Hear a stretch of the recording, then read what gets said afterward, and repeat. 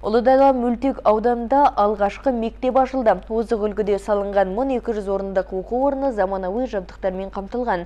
Бүгінгі күні бұл білім ордасына өзге білім ұяларына қатынап оқып жүрген 900 бала орналасып үлгерген. Осылайша алып аумақтағы ата-аналардың көптен бері көтеріп келе жатқан мәселесі шешімін тапты. Салтанатты шараға қатысқан облыс әкімінің орынбасары Қанатбек Мәдібек жиылған жұртшылықты жаңа мектептің ашылуымен құттықтап, ізгі тілегін жеткізді. Сондай-ақ аталған салада атқарылып жатқан жұмыстарға тоқталды. Білім саласына 285 миллиард теңге бөлініп, 20 мектеп, 8 мектептің жапсарлас құрылысы жүргізілуде. Оның 3-і пайдалануға берілді. Сондай-ақ жайлы мектеп ұлттық жобасы аясында биыл 7, келесі жылы 5 мектептің құрылысы басталады.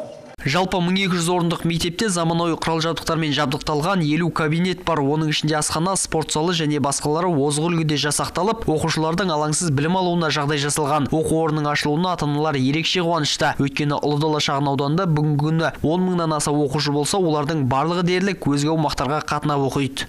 Орталыққа апарып оқытатынбыз, қатынау қиын етін. Осы жерден бізге үлкен мектеп ашылғанына біз өте қуаныштымыз.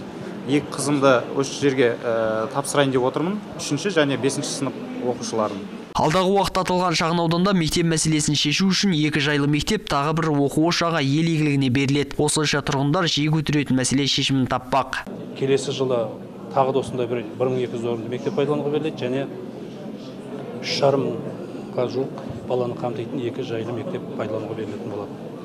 Жалпы Жамбыл облысында материалдық базаны нығайту барысында тиісті қаражаттар жақсы бөлініп келеді. Биылдың жылдың өзінде біз 90 кабинет алдық.